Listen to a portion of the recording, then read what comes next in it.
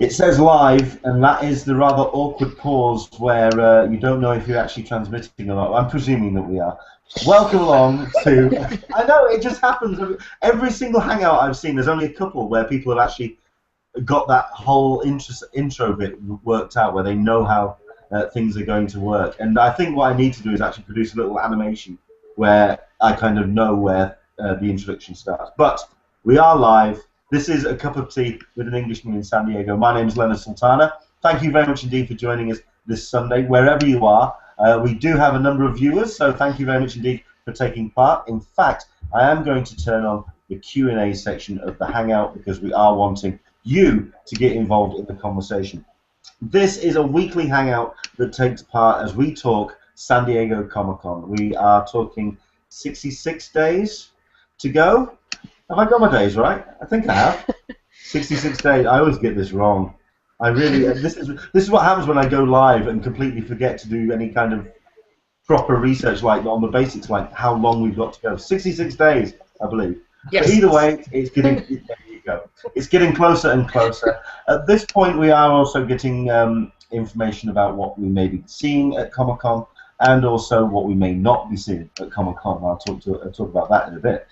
You can take part in this conversation and this Hangout, of course, by either taking part in the Q&A section of the Google Plus page, or you can watch us on YouTube. I am going to do my best to keep an eye on all of the YouTube comments, but they can kind of get lost in the post. So do, if you can, of the Google Plus event page. Also, you can take part by Twitter as well. We are going to be keeping an eye on a hashtag called Cup of Tea SDCC. That's CUPOTEA SDCC. I really should actually. I'll tell you what. I might even just do something here, because at least then everyone can see it. I'll turn my this lower third off, and you can tweet me, by the way, at Englishman SDCC. Please, by all means, you're more than welcome to tweet any questions or any comments that you have. We would love to hear from you. But I have got an alert set up for this particular tag. There you go. That's the hashtag. Do tweet any questions that you want to take part, and we'll keep an eye on the questions that come in on that as well. Okay, I do have a number of guests. Hopefully we're going to have Tony Kim from Crazy for Comic-Con. We sent an invite out. He has gone slightly dark at this point, so we don't know where he may be. We hope that he's well, and hopefully if he can join us a little bit later. We also have invited Barb from When Nerds Attack. We may be having one or two technical issues there. I think she's trying to install her camera at this point on her laptop. If she gets that sorted, she has spoken to us already, so we may be going to have Barb with us at some point. Fingers crossed. However, I do have some fantastic guests anyway, as we have ourselves a couple of people who have joined us. Number one, we have ourselves Megan Gotch from the Nerdy Girlie. Hello, Megan. How are you? Hello. I'm good. Thank you. I did this last week, and I made a slight technical error of pretty much introducing everybody twice. So tell you what, we're going to do this, and we're actually just going to do this in one. So first things first, who is the Nerdy Girlie? Me. And what is the website about? My website talks about Comic-Con and how I give you guys tips on San Diego Comic-Con and everyday cosplay, how to dress up like your favorite characters in your everyday life, talking to other nerd girls, and just trying to build a community with other nerds. I do actually. I know I keep saying this a lot. I am a massive fan of the Nerdy Girlie website. I think it just adds so much flavour and enthusiasm to Comic-Con support. It's fantastic. Okay, something I wanted to do as well, because just to explain, I'm actually doing this particular hangout from not my house. This is my mother's house. I'm actually, because every day is Mother's Day. Oh yes. So I'm visiting my mother at this point, and as it happens, she's more than willing to let me do this hangout from her house. However, it also means that there is absolutely nothing nerdy in this building whatsoever, apart from me and this mug. This is the only nerd thing in the building. However, I'm certain that you have nerd things surrounding you. Megan, I want you to look around the room or think, what is the nerdiest thing you have to hand? Well, I have a few things on my desk. I have my little doctor. Ah. And I know you're a fan of the 10th. And Marty McFly. Cool. Did you see the Pop Funko that came out this week? By the way, it's the second Pop Rides. They've done the DeLorean. Oh which yes, that can fit into. I think it's going to be an exclusive this year. That looks amazing. Excellent. Yes. Okay. Next up, we have ourselves Alyssa Franks. Hello, Alyssa. Hi, Leonard. Alyssa is from the she runs the friendsofcci.com forum. What is the nerdiest thing to hand other than that really nice Captain America poster that you've got behind you? Believe it or not, that's the only thing that I really have. I have all of my stuff. It's all downstairs. I've got this bookcase with glass on it, and all of my pictures. I've been actually talking on the forum that I've got all of these pictures framed that I have to get up on the wall. But before I can do that, I need to tackle the mess behind me that I have covered by the blanket. Fair enough. So eventually you will all see some super cool original art that I've got picked up at last con is a Liefeld Deadpool from the Deadpool corpse that Nice. that I want to hang up right behind me because it's just really gorgeous. But, one thing I'm absolutely determined to do this year is get plenty of artwork. There's a friend of mine called Neil who I know is watching. Hello, Neil. I know we have some regular viewers. It's great, isn't it? Neil is a regular. Thank you very much indeed for joining us, Neil. And Neil's rooms and his hallways of lots of signed covers and lots of signed sketches, and it just makes me sick every single time I go because it just makes me so jealous. I'd love to have a man cave where there's lots of framed stuff. So this year, I think I'm definitely going to go around Artist Alley and try and get some sketches doing. So yes. Next up, and at the moment, last but not least, member of our little Hangout family. Now, this is somebody who I've been wanting and trying to get on the Hangout for 3 weeks now, except technical issues have kind of hiccuped us at every point. This is Rob from the Futon Alliance. Hello, Rob. Hello. How are you? I'm doing very well. Thank you for having me on. Not a problem at all. I'm a fan of the brilliant Twitter account that you run and also the website as well. Tell everybody about the Futon Alliance. The Futon Alliance is just, it was started up by a couple of friends and myself. We're just your average geek pop culture coverage website. We cover everything from TV, movies, video games, conventions, anything that just comes to mind that screams nerdy and pop culture. Brilliant. So that's what we really focus on right now. And then a lot of our social media, is convention based because there's always conventions going on in California. So that's where we get our stuff going on there. It's got to be said, there are a fair amount of cons that happen on the West Coast, aren't there? Yeah. But then again, they are spreading across the country. I mean, there's con culture. It's just everywhere. It's just insane. It's incredible. One thing I wanted to... This is where I'm going to do what I did last week and just go down everyone's lines again.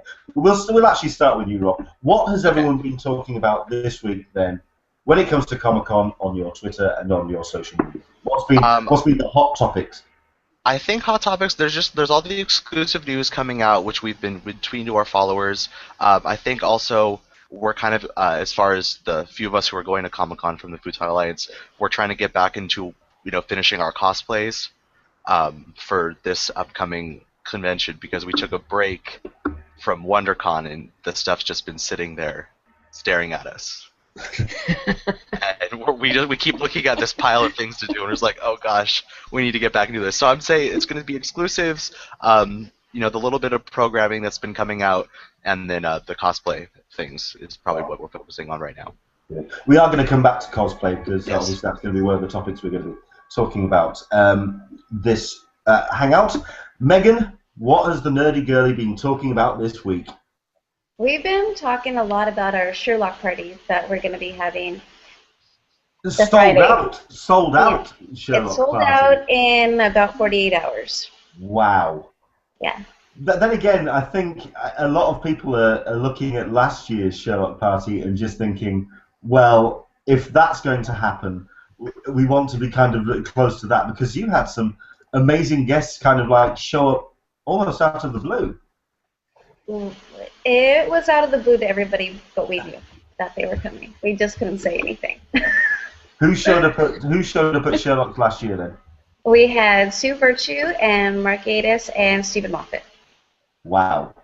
Yes. I mean, when you've got the creatives of Sherlock Yes. actually show up at your party, that's impressive. Fantastic. Yes, it was so really nice. all the plans coming together for that party. Have you got have you got your bar bill all sorted? Is it an open bar? I don't think it's going to be an open bar. And can we come? Can we sneak in the back? Maybe. I have connections. Oh, you see, this is the reason why I do these things. It's all about connections. Fantastic. Thank you very much. Yes. Okay. I'd like to talk more about Sherlock Party. Okay. Because certainly when it comes to the television stuff, we're going to be talking about shortly. But last but not least, hello, Alyssa. Alyssa, at this point, I think, is checking all sorts of internet bits. Trying to keep herself on the pulse. Looking on the forum because I'm trying to keep up because I was away yesterday, so I'm kind of wondering what people really are talking about. But what's been happening in the past week has been parking. There's an active group thread about getting in shape for con. Not really so much focused on weight loss, but more focused on being able to run for the exclusive lines. Yeah, I really didn't want to talk about getting fit for con because I started a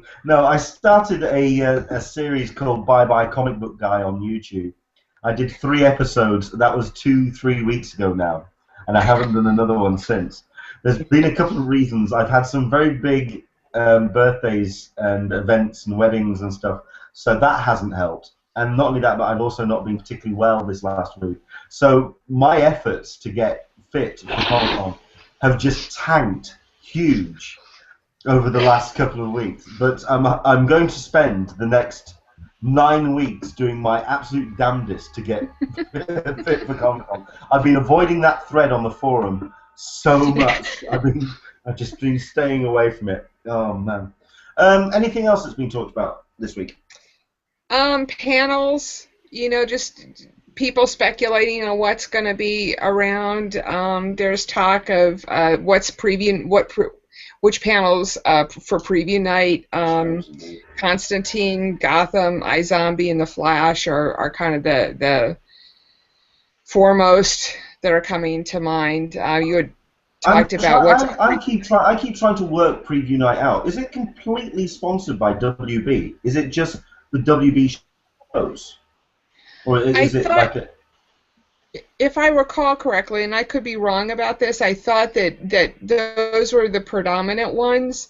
I would assume that other panels could get in there if they wanted to, but I think that it's primarily the WB panels. Yeah. Unless. Well, yeah. I mean, then again, even if WB just did their own thing this year. Again, if they just sort of like decided to just showcase WB stuff, the roster of programs that is coming out of WB for 2014 is just insane. Which is where we're going to start with the cup of tea this week, which is what can be showing up at Comic-Con in terms of television. Because obviously, it started out as a comic convention, but it has grown to embrace all forms of pop culture. And television is certainly something that has been embraced, certainly with panels on the Saturday. I know that Hall H now pretty much embraces all the television programs.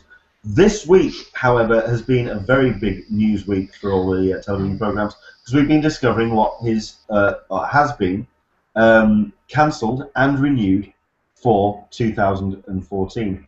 Who out of the three? Who follows all the television programs out of the three of you? I mean, obviously Megan does with the Sherlock and all the British stuff, but who also covers all the television stuff?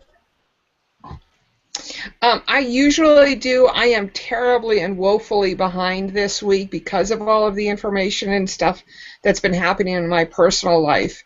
But it seems like there's a lot of really interesting shows that are coming up that I haven't really categorized yet. One of them that caught my eye was Tin Man. I think unfortunately that's an NBC program, so it may not.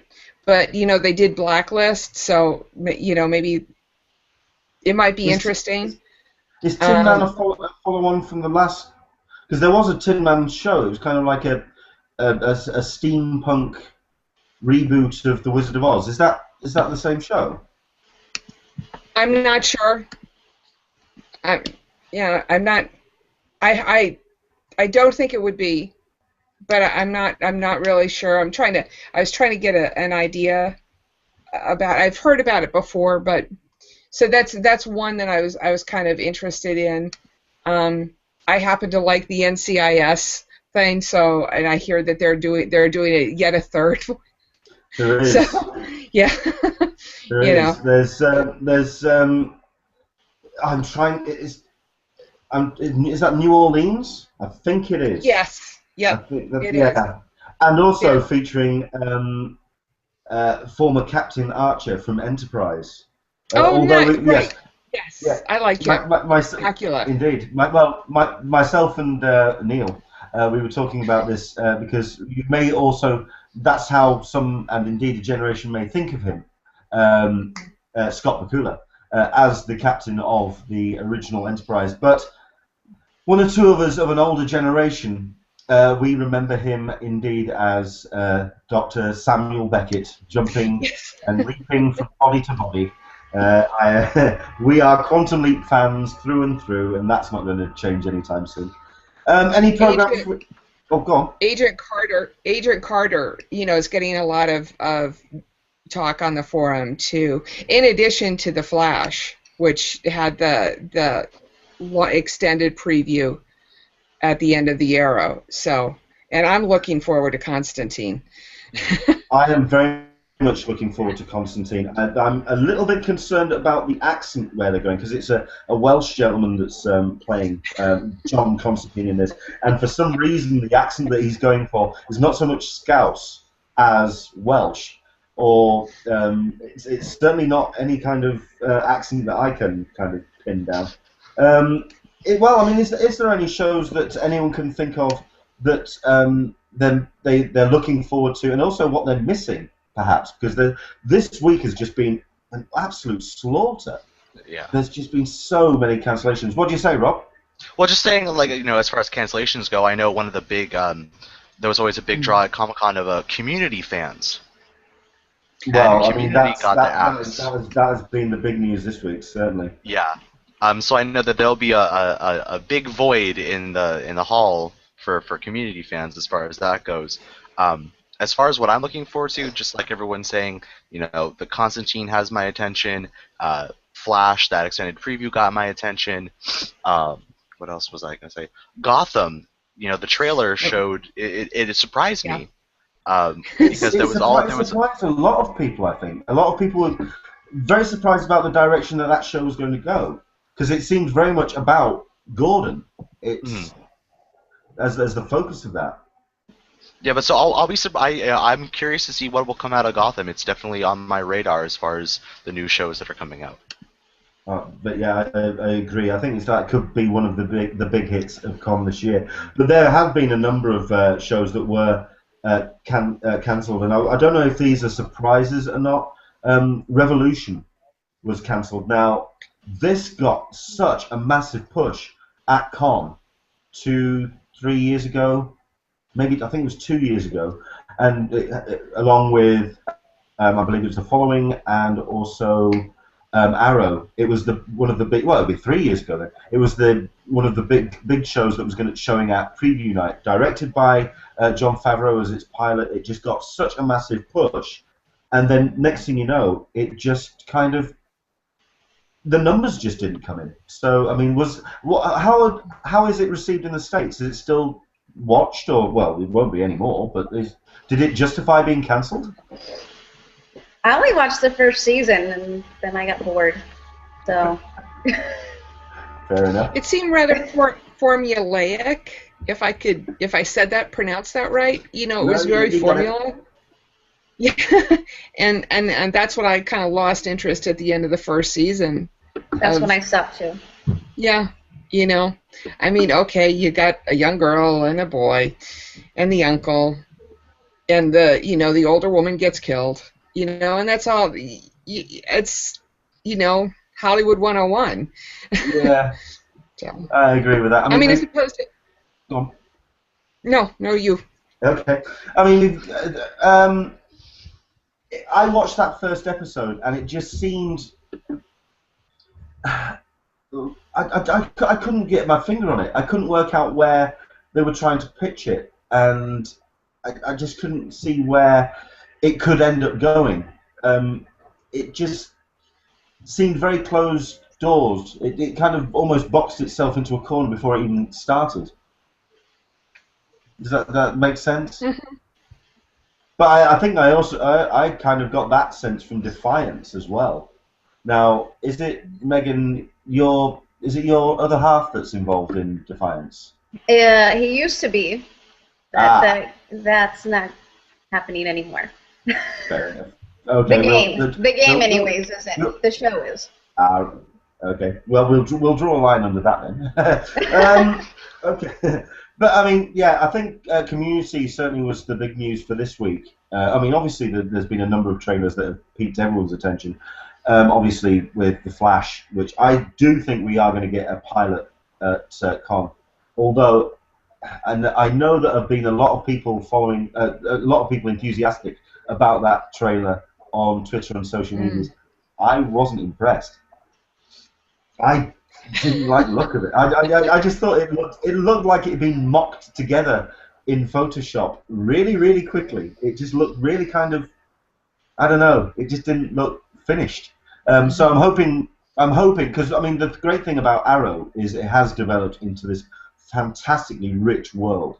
So I'm hoping that The Flash will do a very similar thing. Just very quickly, we've also got some comments coming in. We've got Jessie Lynn. Hello, Jessie, who's commented. I'm seriously hoping for a Hannibal panel in Ballroom 20 this year. Mads and Hugh, please. That, I think, will be a big draw, because while it certainly seems that Hannibal has got a very niche audience, they're passionate. They're very... I love that show. It is so good. I just watched it last night. Oh my gosh, it's amazing. So good. It's so textured and so well done. It's beautiful and scary. It's just, I love it. It is a beautiful. It's very, very. It is, yeah. Gorgeous looking show. What else we got? We also have. Thank you very much indeed, Jesse. Keep the questions coming in. Everybody, keep them coming in. Also, do tweet if you want on the hashtag #CupOfTea SDCC. Please do keep. Would like to say also that NCIS, yet another CBS franchise that needs to die. I like NCIS. Shut up. I know. I got turned on to that program by my missus, and yes, I'm a fan. Deal with it. I have to defend myself just a little bit. It's the show that I put on right before I'm ready to go to bed to fall asleep, and it just kind of winds me down, slows me down, so I can fall asleep. So it's certainly not some heavy lifting, is it? No, it's very lightweight. It certainly is. So I just had to defend myself there. One of the shows that I'm really currently liking is Turn. It's the one about the American Revolution on AMC. I've been really getting into that one. I've heard about this. It hasn't aired in the UK yet, but I've been hearing really good things about that show. Yeah. I found that fascinating. The character development was really nice, and it really kind of got you into the dynamics between the American revolutionaries and the British and what it was like to live in an occupied territory, quote unquote. So, which is an interesting topic for this cup of tea. Well, yes. Sorry, didn't mean to go that way. No, it's okay. We'll let it slide. I'm not going to bite on that one. We also have a comment coming in from Natasha, who's joined us. I appear to have disappeared from the screen. Hopefully you can still hear me. Can you? Yes. Okay. Yes. Okay. We've also had a comment. Well, Natasha. Hello, Natasha from the Nerd Element. Nice to have you joining us today. Almost Human needs to come back. This show was pushed so heavy at Con last year as one of the big shows for this year, and it's so poor here in the UK. It's been picked up by a UK channel called Watch, and literally, as the news came out that it was cancelled, it started airing in the UK. And you just you could imagine the people at Watch just going, really? we've just signed the check. We are just about to air this thing, and you're cutting it off. Thank you so much. I loved this show. I thought this was a fantastic, because I'm also a big fan of the Isaac, because it was an Isaac Asimov iRobot show writ large. I thought it was brilliant. Did anyone watch? Yes, and what I heard was that Fox aired them out of order. Firefly 101 again. You know, which just so that kind of blew my mind. I would get behind any sort of a letter writing campaign, you know, and I know that that the lead was thinking about doing something. Then again, he's been trying to pitch for a Dread sequel for ages, so I think his attempt at trying to get any kind of continuity of stuff that he's involved in is being getting stretched because we've got a television program and a film at this point. So I think he's testing his followers to try and keep things alive for him. I liked the production value. I liked the story. I thought it was a great show. Yeah. Well, I mean, what did everyone else think?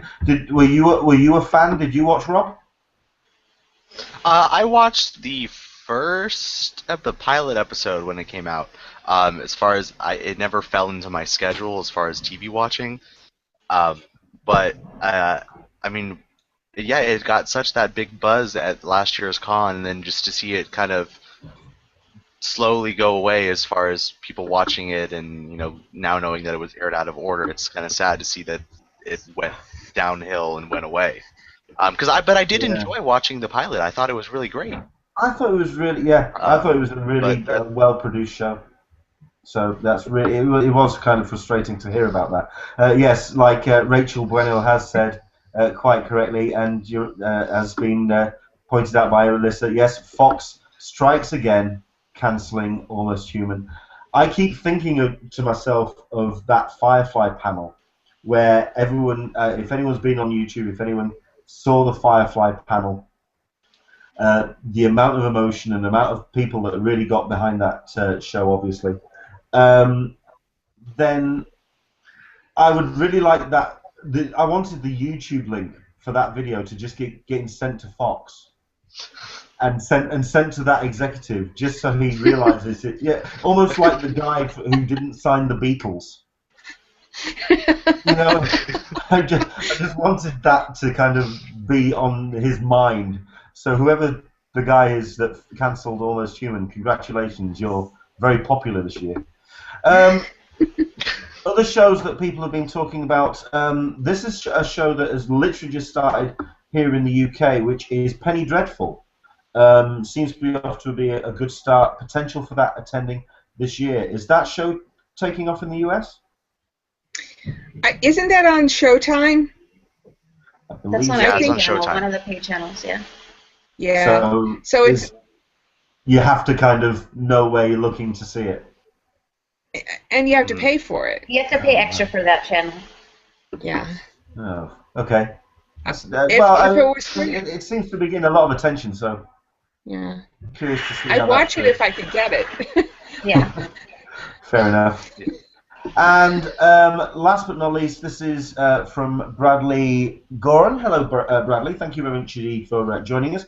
FYI on SDCC blog, there were rumblings that Twin Peaks will be the show that has a reunion this year. So as the series Blu-ray is coming out on July 29th, that's the kind of timing that does turn around and say that they'll be getting Carl McLachlan and all the rest of the Twin Peaks guys involved. Anyone, any Twin Peaks fans between the three?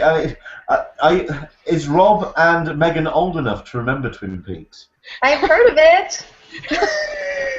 I've heard of it, yeah. I mean, I feel so old. I feel young. I know, like, I know everybody is, like, it's so good. Yeah, sorry. It's that template for a cult show, a massive following that everyone knows about it, but then, yeah, okay. Yes, I think Twin Peaks, I think it still has a following to be a major panel, and yeah, I could see that being a Ballroom 20 thing. I think that could be an interesting panel to see. So yes, I think Twin Peaks could be a show to see at Con. Let's see, Twin Peaks reunion, that would be epic by Rachel. So someone who obviously, yeah, we've just had Jesse remind us that, is it Jesse that's, yeah, Jesse that's done this. The order that the Almost Human episodes were aired. All right, this is, if you thought Firefly was bad, are you ready?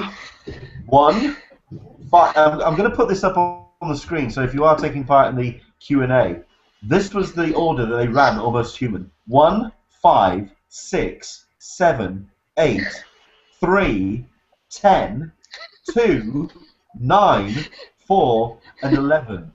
Oh my gosh. I tried watching it, and yeah, so that's why I'm blaming them. Did they just get the videotapes, throw them up in the air, and just go, oh, we'll just put that one? Who does that? Holy hell! Why even make them in order then? Why have a linear narrative when you're going to do that? Unbelievable. Unbelievable. Thank you very much indeed for that info, Jesse. Good grief. Thank you. What else are we getting? Very good question. Very good point. Because obviously, we have a television.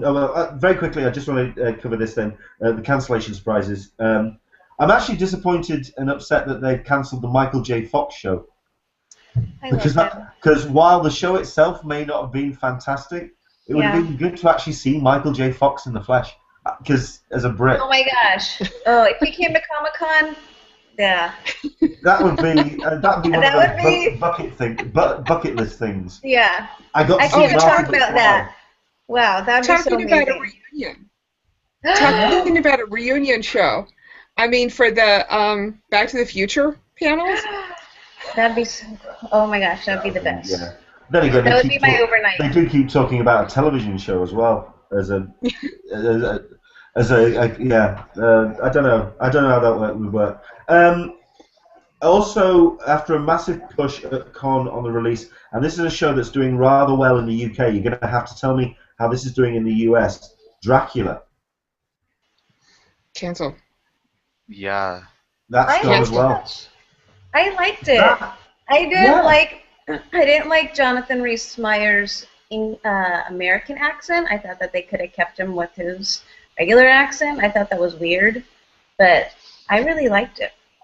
That seemed to have the same kind of production value as the originals and kind of the Vampire Diaries. It had a lot of money spent on it. Obviously, you could just tell that there was care and love being put into that show. Mm-hmm. So, I mean, did anyone watch it? Yes. I watched the whole thing. I really liked it. It was really pretty. Yeah, gorgeous. Loved the costumes. I thought it was a little heavy on the boy-girl thing, the love interest, but I like the other stuff was fun. But I guess that So- kind of takes over the Twilight, vampire, sparkly vampire. We are not doing. Listen, we are not turning this into the weekly "Let's Kick Twilight in the Nads" show. No, I wasn't. I mean, they're trying to tap into that market, which is good. I mean, because it's a viable fan base, and Absolutely. Sure. and I didn't particularly like that as much, and maybe it didn't do it enough. Maybe they should have tapped into that market better. It would have been. I think after the push at Con, it was a shame that it didn't follow through to viewing numbers. Right, but then again, last but not least, and it's perfectly true, as being pointed out on the panels, just on the questions, sorry, on the Q&A, while they may not be showing up on the preview night as such, one area of television that could possibly take over Comic-Con this year, especially is Marvel TV. Mm-hmm. Because you have got so much news has come out of this week, with Agent Carter being announced as going straight to series, no pilot, straight to it, and I believe that's airing as of February, which means you're going to be getting something like 36, 40 odd weeks of non-stop Marvel television on domestic television or straightforward television, and then you've got Netflix as well, all the Netflix shows. I don't know if they're going to be ready for pilot for Con. Possible? Everyone? I mean, there's the Daredevil show. Mm-hmm. What else was there? I'm trying to remember. You mean the Netflix shows? The Netflix shows. Yeah, I haven't kept up with that. But I mean, there certainly is talk that the Agent Carter that they're going to have a panel. I think they'd like it too. Yeah, I think after the. I've heard that there's only 8 episodes of that Agent Carter though. I could be wrong about the number, but it's not a full 20 episode order. Right, okay. Yeah, so it's, at least I think, double check me, but I think that's true. Right. Yeah, I mean, we've got Natasha who's also jumped in with that, saying I think it's a mini-series. Not sure it's going to be a full run. That's a shame. Let's have a look at what else other people are talking about. Yes, we've got Dom Rand who has joined us and is listening. I don't know if anyone caught this on YouTube. The Bagency. Now, obviously, this would be something that would be viewed on YouTube here in the UK, but I think maybe you may have seen this. This was a sketch that was on I think it was on the Saturday Night Live or whatever. Basically, it was a nice little take on what was the Matt Damon thing, where you had the guys in the Men in Black suits correcting his life with Emily Blunt. What was that? What was the name of that film? I'm trying You can't remember? Yeah, I'm just drawing a complete blank. Anyway, basically, so they've done a sketch where basically it was Andrew from Amazing Spider-Man, the current Spider-Man, basically admits to his friends that he's not a massive fan of Beyonce, and the world just tries to hunt him down and correct his thinking. So yes, Dom would like to know if that's going to go to series. So I don't think that's going to happen, but yeah, I think he's mentioned this on a couple of the forums, and I think he's gotten obsessed with that, the potential of that show. So yeah, okay, maybe not. Okay, we've got the Nerd Element that's commenting. I'm glad that they're doing it in. Oh, I think we're talking about Agent Carter here. Glad that they're doing it in between Agents of S.H.I.E.L.D. fall and spring runs. This is a lot better than having 3 weeks of new episodes for Agents of S.H.I.E.L.D. and then 2-week break, and then another 2 episodes, another break. Yeah, it kind of makes sense for it to be a little bit more continuous. That's cool. Okay, so I mean, any other shows that anyone? Yes, someone has. This is the reason why I like doing the Q&As, because people have just jumped in. Thank you very much indeed to Dan Berry. The Adjustment Bureau. That was the film that I was trying to think of. The Adjustment Bureau. I could picture Oh, it in my man. head, but I couldn't think the name of the movie. I know. Well, I says knew a it lot was a about real movie. I think it says a lot about that film, don't you? Yeah. Okay. The Netflix shows we've just had Neil let us know. That's Defenders, Luke Cage, Iron Fist, and Jessica Jones. That's going to be making it the Netflix shows. And indeed, Rachel has turned around and said, unless they're filming in secret, I don't think any of the Marvel television series will make it to con. And yes, there is only 8 episodes for Agent Carter. But I think we're going to get. I think we're going to get a pilot, and I think that's going to be the one that everyone's going. I mean, if I can tell you from personal experience, trying to get into Ballroom 20 for Agents of Shield was like bedlam. It was just insane. So I think Agent Carter could very easily be the Agents of Shield. So like blow up for con this year. Interesting tidbit. I just was noticing. I was looking over the breakdown, and they've got Grimm leading just before Constantine. So Grimm is the lead-in to Constantine here in the States. Wow. Okay, they're definitely going for a certain pitch there. Yes, Friday night. Good Lord. Let's see what else we've got. Other people talking. Oh, Daredevil as well. Yes, that's the other one. I love it. Yeah. They haven't even started casting Daredevil, so guessing no pilot for that. Maybe even a small teaser with a logo. That's from Jesse. I think you're right. I think they are going to. I think they'll do a panel where they'll actually bring out perhaps cast and some teasers. That would be fun. Yeah, it would. I think it's also just a case of they are going to spend so much money on it. Yeah. They're not just going to let it slide. Any other shows that anyone has been interested in? I don't want to ignore you. Rob, hello, sir. I'm excited for the Marvel Netflix merger. You know what they're going to put on Netflix. I know it's not going to come out until 2015 is when the first Netflix things for Marvel of the TV. So we may, like everyone's saying, we may not, get that as far as this con. But I may not be as knowledgeable as the characters that they're doing for this Netflix television sort of thing. But I mean, I know Daredevil kind of, so that's one that I'll be paying attention to. I don't want to say. Good. No, everyone's been turning around and saying, so long as it doesn't end up like the film.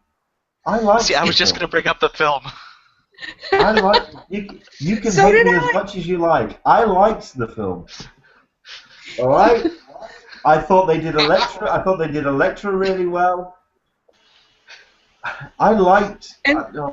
Is that my guilty pleasure? Is that going to be?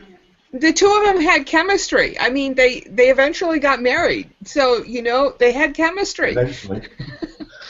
But Daredevil and Iron Fist. It took a long while to they went around the houses to get there, but yes. They did. Okay. It's Hollywood. Indeed. So I think correct. I think Neil's right. I think Marvel is certainly going to be doing its best to take over television when it comes to con. But obviously, all these major shows from all the channels are going to be appearing at Preview Night, which is going to be our next topic for conversation. Out of the 3 people we have in our guests here, Alyssa, Megan, and Rob, number 1, who's been to Preview Night? Okay, so we've got hands up, all 3. And who is going to Preview Night this year? All 3! And then myself as well. Well, that's the next thing I kind of want to talk about, because obviously people kind of still... I think a lot of bloggers and a lot of con commentators talk about Comic-Con in very hallowed terms, and we all kind of build it up, and we have turned it amongst ourselves into a full 12-year event as we get ready for the next con. The question, I think, especially for people who perhaps haven't been to Preview Night or are thinking about going to Preview Night, is it essential? Is it an essential thing to do? What were your experiences of your Preview Nights, indeed your first Preview Night? Let's go to Rob first. Preview Night to you. Do you try and go every year, or? Well, last year was my first Preview Night that I've been able to go to. So it was a whole new experience for me. it was hard to compare it to just a regular first day at the convention because it is this limited amount of people because it was still very crowded as far as the people that were getting in there. You're not the only person to say that. Last year was almost as busy as a standard day. And I think it's been like that for a couple of years. Would you say, Alyssa? Yes. I'm just wondering if it's more a case of they are just giving out badges to kind of make up the numbers. Because just to explain to people who are watching this who may not have been to Preview Night, you never know. We may have watchers who don't know too much about Comic-Con, which is great. Welcome along. And look forward to seeing you at Con this year. Preview Night was effectively like a soft open for the con. At the end of the day, they are spending 24, 48 hours getting all the stand set up, getting everything in place. And the Preview Night was an attempt to try and just have a soft open, not necessarily selling things, but allowing people to get the bugs and wrinkles out of their stands before the con opens officially on the Thursday. It has, however, transformed into effectively a fifth day of the con. Now, I think the question then becomes, is it an essential thing to do for Comic-Con? Megan, I mean, is it something that you actively try and get the Preview Night badges? Well, this year I got a press badge, and every other year I've had a pro badge, so those have come with Preview Night. So we've been able to go for our past 5 years. We've been able to go to Preview Night, and last year's Preview Night was the worst ever. I think it was it felt even busier than a regular day at Comic-Con. Like I went to the only thing I really wanted to do was go to the BBC booth and get stuff from there, but it was crazy. You couldn't even find a line for it, and just walking around was horrible. So I felt like last year's was the worst year in terms of busyness. You kind of froze on us there for a second, Megan. I said that you went ooh and then stopped. Yeah, it was just really, really crowded. I felt last year was just the most crowded that it's ever been. I haven't felt like it was as hard to walk around, and just even the year before that, last year just felt really, really crowded. Well, there's no panels going on, so everybody is on the floor. There's nowhere else anybody else can be, so everybody's going to be on the floor. Absolutely. I mean, the only things that you can do at Preview Night is the exhibition floor and the Preview Night showings in Ballroom 20. When it comes to how essential it is, I mean, we've got one or two people commenting. Thank you very much indeed for the questions and the comments. Do keep them coming. We've got Fernando, I want to say Borrego. Hello there, Fernando. Thank you very much indeed for your comment. It's essential if you can get tickets. If you don't, it's not as essential. I'm not entirely sure how he's worded that, but I think I know what he's trying to say. I think if you are going to Comic-Con for the first time, I think it's handy to do because at least then it gives you a chance to get your bearings and to get an idea of where things are. Certainly if it's like your first time to Comic-Con, it's a chance for you to see where everything is and at least get your idea of what you're doing. But I think if you're a collector of exclusives, I mean, I've been hearing that even the exclusive stuff they hold back as well for the first couple of days, so there isn't kind of the necessity to do Preview Night, as it were, for that. Nerd Element has jumped in with, it was so bad last year, I heard some company gave Preview Night stickers as an incentive for their employees, and it crowded the floor. Wow, I'd hate to think if that was the case. It also makes an interesting note that no company mentioned there. We don't know which one that was. Jesse, last year was ridiculous, absolutely madhouse. But for me, it's a few extra hours I can spend on the floor, buy my exclusives, because I'm in panels for most of the duration of con. I think that's a perfectly good statement.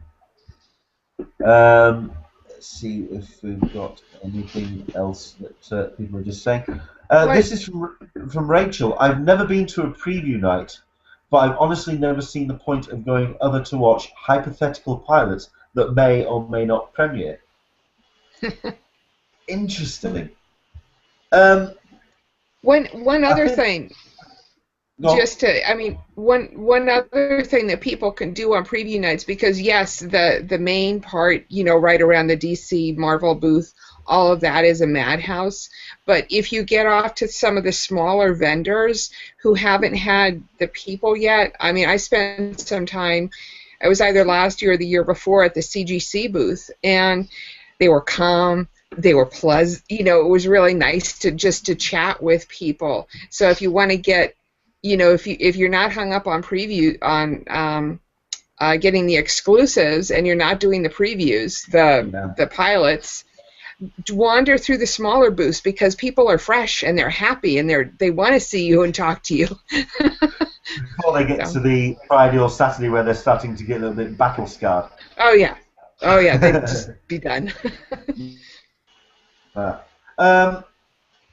think it's if you are intending to try and go to con next year, if you haven't got preview night tickets, or if you've not done preview night before, if you've not done con, I think it's something to certainly check out. My first preview night was 2010, and you could literally just wander around the floor and put your arms out and there was just so much space. And you certainly can't do that nowadays. It's not the case. It has just turned into a fifth day of the con. I know that certainly we have two of our guests that do cosplay. Do you do cosplay at preview night? Just out of curiosity. We'll go to Rob first. What do you cosplay as? Well, last year, because it was our first year doing preview night, we did end up cosplaying, and we did Firefly, the cast of Firefly, and it was not a good idea. On preview night? It was on preview night. It was we got stared at more than usual. But I think at the same time trying to maneuver through crowds as far as preview night goes, because everyone was in their mindset of where they were going to go for exclusives and everything. So you were battling people, obviously in a rush. Yeah. So we decided that we're just going regular clothes this year as far as the convention goes, as far as preview night goes. Preview night. Okay.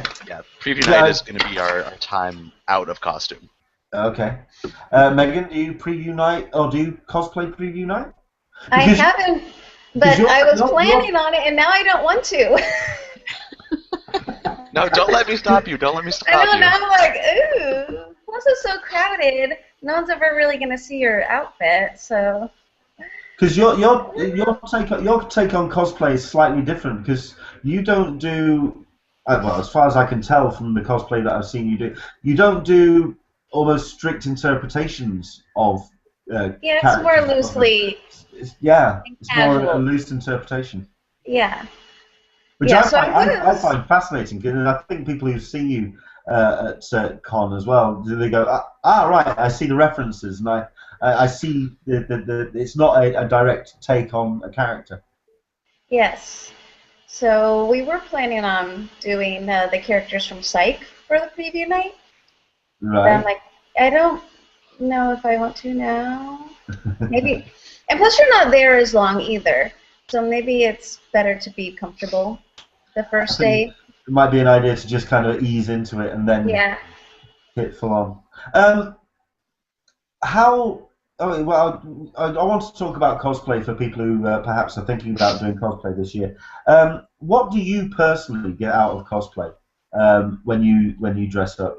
Rob, is it a case of the attention? I think it's a little bit of a case of attention, but it's also you get to be. You can essentially you're someone different. You can kind of take up a different personality as far as you can try to and become that character of sorts.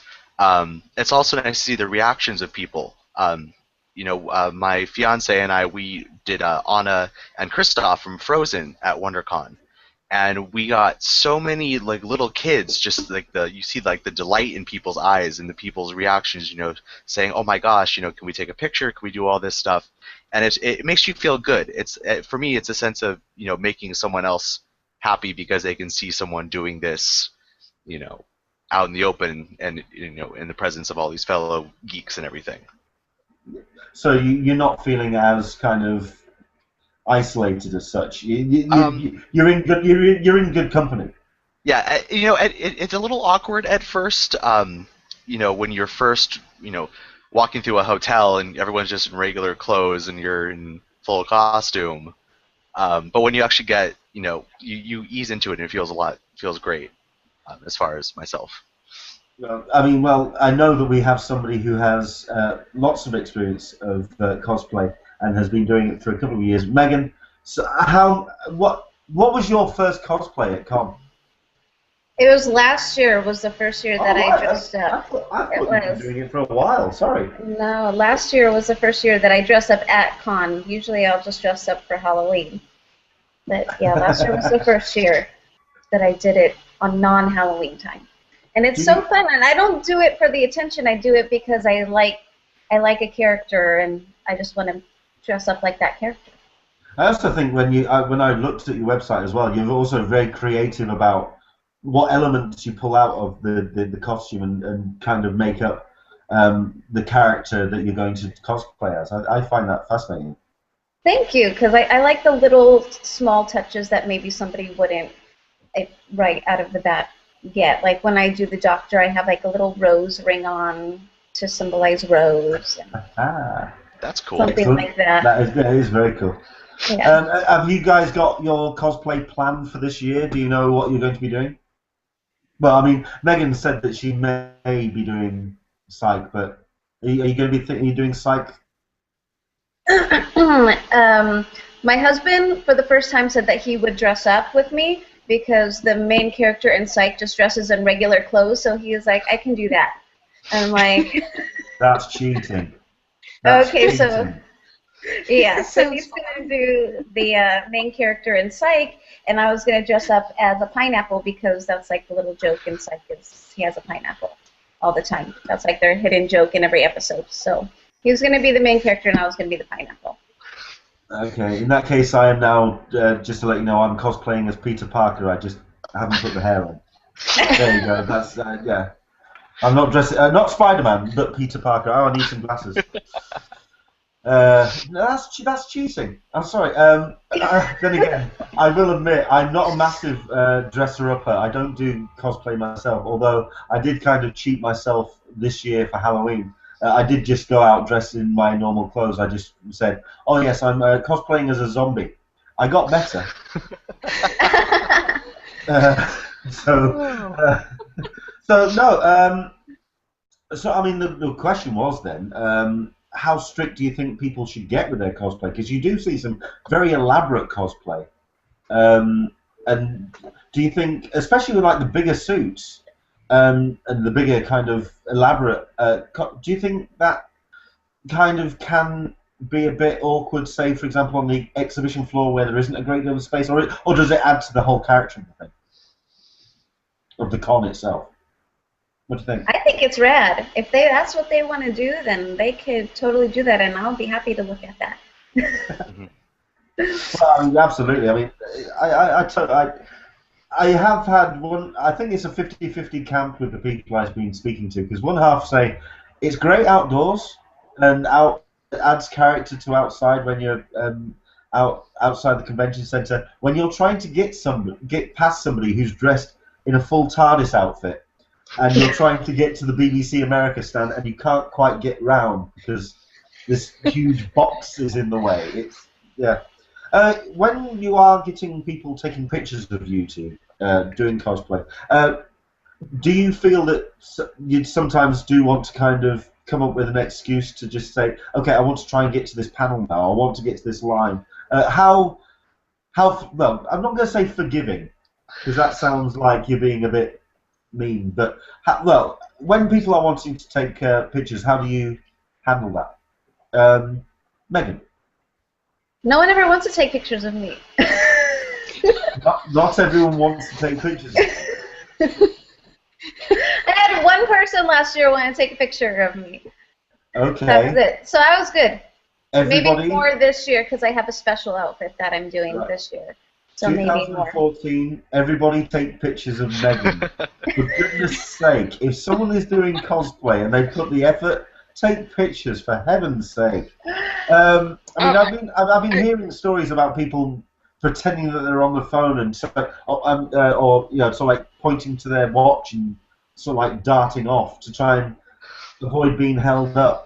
This is why I also wanted to get hold of Tony on the podcast as well, because his outfits can be very. There's a lot to it, and it's certainly something that people do kind of sort of like pin him down for photos, and he does get very busy at his convention. I wanted to kind of talk about that. And I was sorry to hear that Barbara from When Nerds Attack wasn't here, because she apparently did some really nice cosplays at C2E2 this past year. So, a Black Widow that was. I heard good things about their cosplay as well. Absolutely. We have had Jesse turn around and say, Megan, may I suggest Sean and Gus, Tears for Fears from American Duos? I love that episode. That was a good one. So there you go. There's a suggestion for you. I can't get a partner to do that with me. My husband won't dress up as anything but a regular clothes person. Oh man, I still think maybe my brother will, but I gotta get him to watch Psych first. Well, Jesse is a fan. Rachel is a fan. I know that a whole bunch of them went to the musical episode. I think it was last year. I know that there's a lot of Psych fans out there. It's a show I've never watched, but there's a reason. It's advertised a lot here in the UK. I get this god-awful feeling that if I watch one episode of Psych, I'm going to be lost, and I don't have the time at the moment to just... I can imagine it would just turn into some god-awful addiction that I wouldn't be able to shake straight away, because I do like the trails, so I don't know. Yes, now, Dan Berry has put a question in. Dan Berry is known as the Red Stapler on Twitter. Do check out Dan's... Can you send me your Twitter handle, Dan? Because I'd like to put that up on the Q&A, and I'd like to make people... Because what Dan does, the Red Stapler, he gets cosplayers to stand there with the Red Stapler. And it's the most random Tumblr or random Twitter feed. It's brilliant. But that's fantastic. Yes. Very, very, very, very weird. I love it. That's what I love. I love weird. Okay. So another question I wanted to ask is then, as cosplayers, should people attend Masquerade? If either for ideas or... Do you think it's something that... Because it's something I've never done. I've never gone to Masquerade as an audience member. I'd love to go. Has anyone been to Masquerade here? No. I was going to go last year, and I actually waited in line and got into the venue, and then I hit about 8:30, and I just hit a brick wall and had to go home. Oh, wow. I just couldn't do it. Yeah. It is so late. Yeah. It's too late. That's why I couldn't do it. I do quite like what they've done in that they show it live in the pavilion, and they put it on the screens and then just turn it into a bar and turn it into the DJ on and go that way. I like that. I think that's... I keep threatening to do that. Yeah, that sounds like fun, because I mean, from my friends who religiously go to it, it's a very interactive, vocal audience that it really is a give and take. It's not just sitting there watching a show. And it sounds like it's fabulous. When I've seen video of it, it ends up looking a little bit like when you have interactive audiences for like the Rocky Horror Picture Show. Exactly. Doing the whole call and response thing. That looks like fun. There's a guy that's on the Comic-Con forums, somebody I've met at Con, a very good guy, called Doug Fortney. I'd recommend checking out the pictures of last year's Masquerade Ball, which are on the website for Comic-Con, and also on the Google Plus page as well. I think I'll put them under the photos category. They did. I think they did. Galaxy Quest, and Right. they really went all out, and they did the whole. They had a rock monster. They just oh man, I love the dedication of cosplayers. Whether I could do it myself is a whole other ball game. But I keep threatening. I think I mentioned this last week that my wife Caroline has suggested that we do Han Solo and Chewbacca because at 6'4", I could probably do a rather good Chewbacca. Yeah. But I'm also a Brit in California in a full hairy outfit. I don't think that would be a wise idea. I'm also going to very quickly point out a comment. Quickly, I'm going to bounce backwards forwards. About Dan Berry and the red stapler. I'd really like to get his Twitter handle. Apparently he got John Barrowman this weekend, standing there with the staplers. So I want to see that picture. Yeah. I'm going to have to check that. Oh, there we are. It's Instagram.com, and let me just put that up on the top of the Q&A, and I'll read it out as well. It's Instagram.com red_stapler_cosplay. So do check out that address and check out. I think it is one of the most random picture feeds. It's brilliant. I think Masquerade maybe some, and then again, this is something that I've always said as well. But there are things that at con that I've not done, and I'd love to do. I'd love to go to Masquerade. I'm determined to attend the Eisners this year. I would love to. You and me. Let's do it. Yeah. Well, yeah. I've also been talking about Hall H line etiquette as well. Speaking to David Glanzer about how you get tickets for the Eisners, and it is first come, first served. It's like Masquerade, you queue up for them. But I do think that because it's on the Friday, queuing up for the Saturday for the Hall H, if you are doing overnight queuing, I have been suggesting that if you are going to set up a queue team, a group of people that are going to be overnight queuing, I think every member of that team should be there from the very start to establish the queue team in the Hall HQ. And then you can. Then I think once I've been there for about an hour, then I'm going to disappear and do Eisners. But I'd like to do that. I'd like to do Masquerade. I think there's a whole tick box of stuff that I'd love to do. Is there anything that you guys haven't done at con that you'd love to do? We'll go to Rob. I mean, because how many times have you gone to con now? This will be. Oh gosh, I think either third or fourth year. I'm not sure. When they all start blurring into one. Yeah, I know I have a stack of badges somewhere. I don't know where I have it. Let's see. I've never done Masquerade. Yeah, I think one of these years, if I'm not waiting in a line somewhere, or if I'm not out at a restaurant or out somewhere, I would probably go do it. It's just I've never, fully dedicated myself to go watch it. What else have I done? I think it may be cosplay for the hardcore. Yeah, it's really like I like cosplaying. I could never go as like hardcore as some of the people do, and I can admire the talent and dedication and creativity that goes into doing these. But there's just so much going on at con to dedicate time to sit down and watch someone that there's just other things that stack up to be doing. So one of these years I'll do Masquerade. So something that you haven't done. Haven't done. So there's Masquerade. Have you had a piece of work signed or sketched in Artist Alley?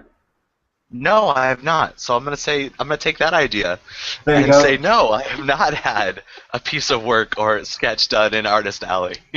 There you go. I'm here to help, Rob. I really am. Thank you very much. Not a problem at all. Megan, is there anything you haven't done at Comic-Con? Yes, there's a lot I feel like I haven't done. This will be my 6th year. any of the outside stuff, I always see it and want to do it, and then I never get to do it. So like the Game of Thrones thing they had last year, I wanted to do that, and the Dracula, and was it Ender's Game? I didn't do any of that stuff. And I know the children's music. That Ender's Game experience looked interesting, but it just seemed like you had to jump through a whole bunch of hoops to get the badges for it. You did. Yeah, and I think the Children's Museum always does something too, but that feels like it's too far away to get to. Yeah. Oh, they usually have a Cartoon Network over there. Yeah. Yeah. Yeah. Alyssa, anything that you haven't done at Comic-Con? And, you know... You've already mentioned it. It's the Eisners. That's really what I want to do. I tend to be much more comic book focused than I am pop culture focused. Yeah. So the Eisners to me would be really special. I think it'd be cool just to have that. To be in the company of that much talent in one room. Exactly. Yeah. That I think is something for me. Rachel. It's just a matter of me being able to stay up past 8 o'clock. Well, considering, like I say, I'm going to be setting up a Hall H line at something like 4. 4:30. Oh, no, I am. I get to the con at like 5 a.m. You know, as soon as the underground parking opens up every morning. So I'm, that's my fallback. Yeah, reason. I think I'm going, like I say, I'm going to set up this Hall H line queue, and then disappear for that, and then watch the Eisners, and then come back and sleep overnight in the Hall H line.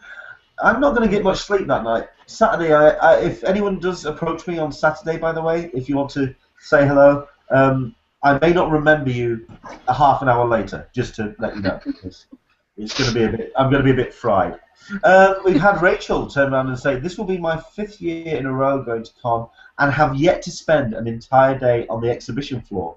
I must change this.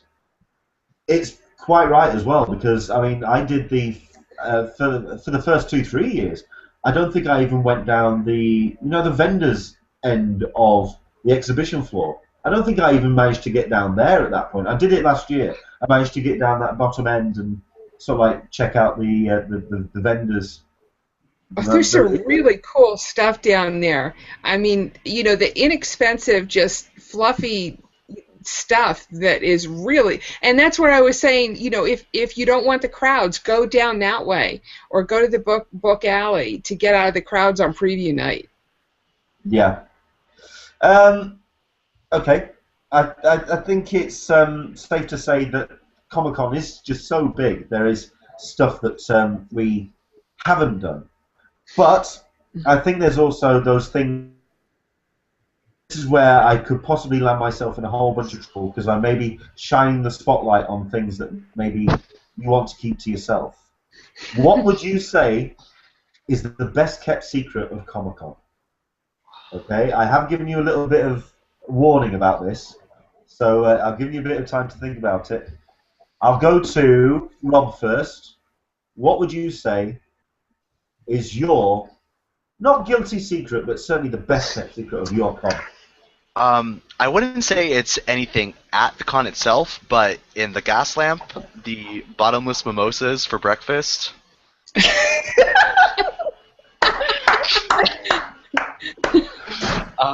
If you're just not feeling like going to wait in line too early, go get some breakfast, have some mimosas, and then wander your way back.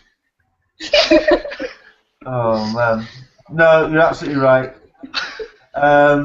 I think you're not the only person to say that if you're going to start the day, you might as well start it right with a nice, healthy, one of your 5 a day. Does mimosas count? I believe they do. I'm going to say it does. There's orange. There's orange. They're orange juice. Orange juice is good for you. It's good for your complexion, as far as I'm aware. What else? Sorry, we just had Dan turn around and say about things that he hasn't done at Comic-Con. He hasn't had a coat or bag check. So I think he's been remarkably lucky on that one. So maybe stop dressing up in a thong. Might be an idea for that one. Okay. Sorry, I didn't know where I was taking that. Sorry. Megan, what would you say is...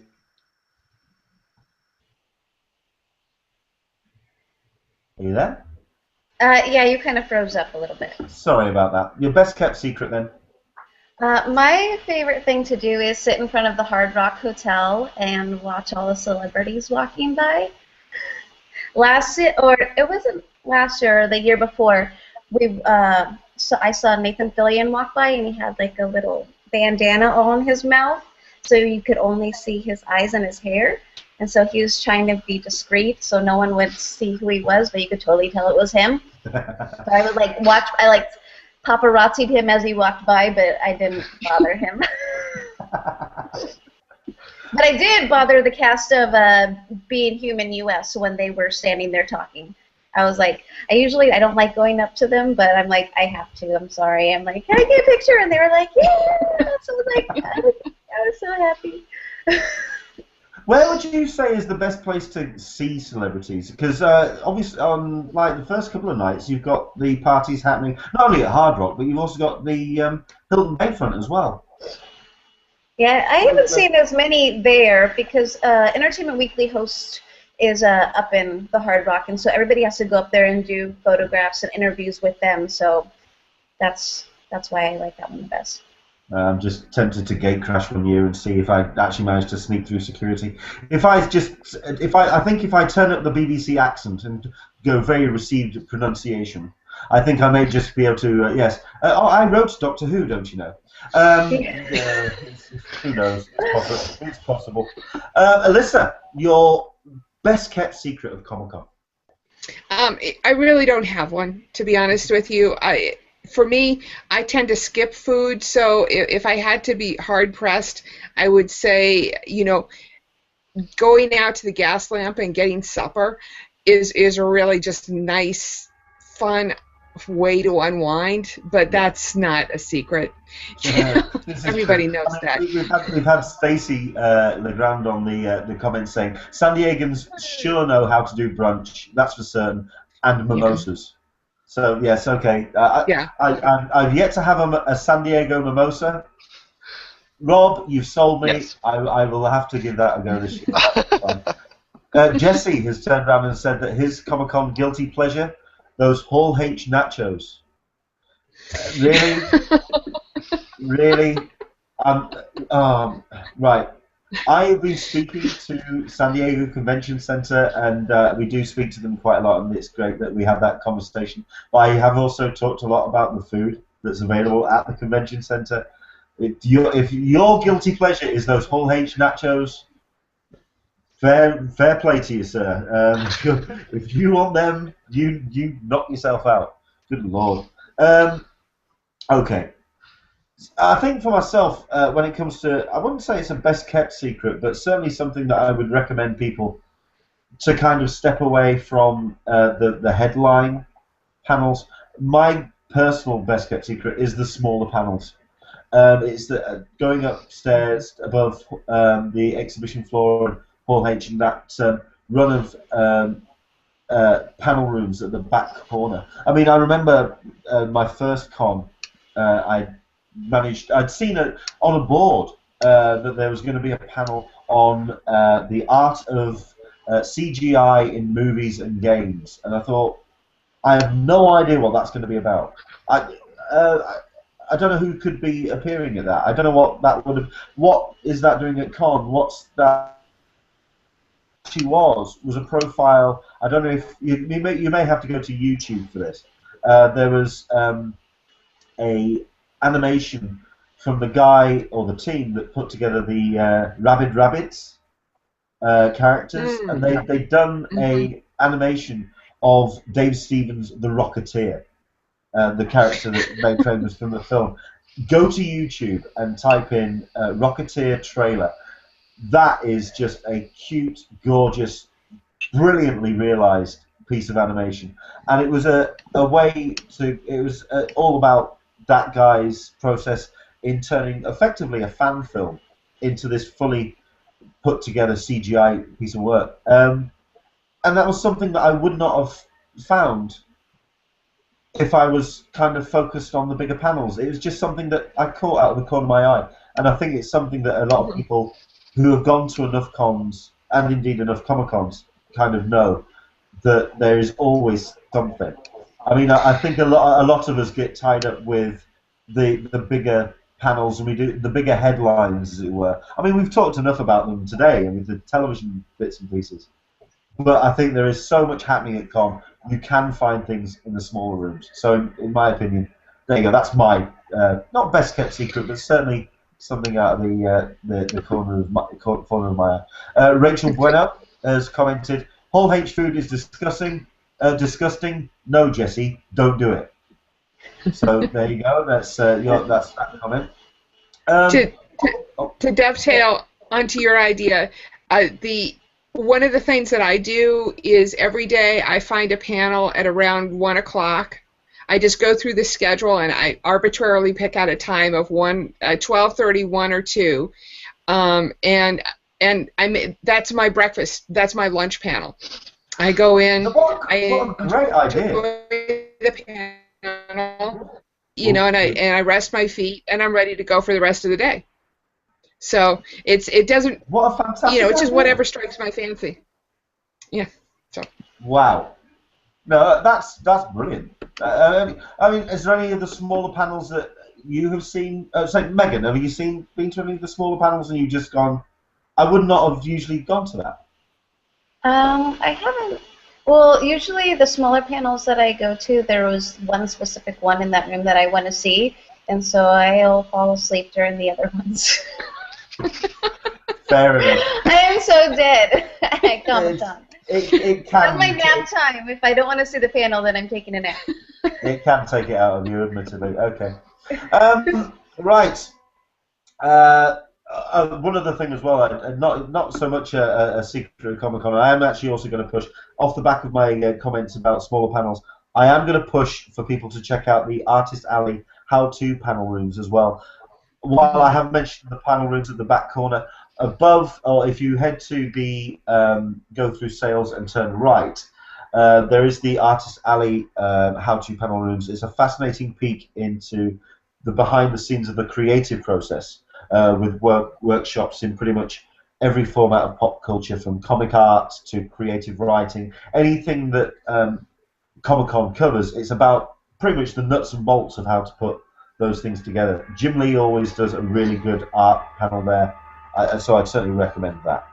Okay, I'm going to wrap this up because I think an hour and a half, that's a nice time to do. I also want to do a very quick correction on last week. I mentioned that it seemed like a lot of off-site events were happening all on the Saturday, and I mentioned that there was the Nerdist panel, that there was going to be possibly a stand-up from Patton Oswalt, and there was a whole bunch of panels, off-site events. And I mentioned that Woodstock is going to be coming to Comic-Con. I thought that was on the Saturday, and I thought it was also tying up that evening. As it happens, I have been corrected. Thank you very much indeed to Jim Watari from the Google Plus site, saying and correctly telling me that Woodstock is on Thursday, the 24th of July. It's not the Saturday, as I said. Tickets are still available from wootstock.net. That's W00TSTOCK.net, and it's going to be featuring Adam Savage, Will Wheaton, and Paul and Storm, and a whole bunch of special guests. So I would, if you are thinking about something to do on an evening, and certainly the Thursday, that's that. I want to say thank you very much indeed to my guests this, well, I want to say this evening for myself, because we're coming up to 7 o'clock here in the UK. So, Alyssa, thank you very much indeed for your time. Pleasure to be here. Thank you for having us, Leonard. Thank you very much indeed for coming. Megan, thank you very much indeed for coming along and sharing your your expertise. I'm going to say expertise, especially cosplay. Oh, thank you. And I love it. Thank you. Like I say, 2014 is the year that Twitter explodes with pictures of us taking photos of Megan Gotch. All right, that's the mission. I'm gonna blame it on you. Hey, listen, I'm going to make sure that you get nothing done this year. You're going to get loads. You're going to people taking your time. And finally, week 3 attempt. We finally got there. Thank you very much indeed for joining us, Rob. It's been a pleasure. Thank you very much indeed for your time. Yeah, thank you very much. I had a great time. Thank you. I'm not going to be... Right, this is something that I'm wanting to come. We are hopefully also trying to plan at this point a live one of these, which is going to happen on the Sunday, as the weekend before Comic-Con. We are not, however, going to be here next week. Here in the UK, it's a bank holiday Sunday, which means, unfortunately, my daytime job, or my proper job as a DJ, is going to kind of take up my evening. So, unfortunately, we are not going to be able to do this hangout next Sunday. However, I have been speaking to David Glanzer, who is the Director of Press and Public Relations for Comic-Con International. He's spoken to us before. He's a great friend of the Hangouts and of the Google Plus page, and it's fantastic that he's kept in touch. There's a lot of questions that a lot of people have been wanting to put to David, and he's agreed that he will do a Hangout with me at some point this week. We're still trying to nail down the details of when we can do that, and what I'm going to do is record the video and put it as private and put it live on the Google Plus channel for An Englishman in San Diego at 5:30 next Sunday. So that interview with David Glanzer will hopefully fill in the gap for next Sunday. Otherwise, we are back in 2 weeks' time as we do another cup of tea with myself, Leonard Sultana, and we're going to be getting a whole bunch of guests back in again. And in the next 2 weeks, I'm certain there's going to be a whole bunch of news that we can talk about on the next one. Thank you very much indeed for joining us. Enjoy the rest of your Sunday. And yes, hopefully your preparations for con are in the full stretch at this point. Hopefully you're pretty much raring to go and you're getting your plans ready for what you're wanting to do and get out of your con this year. Thank you very much indeed to everyone. Thank you again. Say goodbye, everybody. Bye. Oh, we've got waves. We've got waves, so that's cool. Thank you very much indeed, and we'll see you next time. Bye-bye.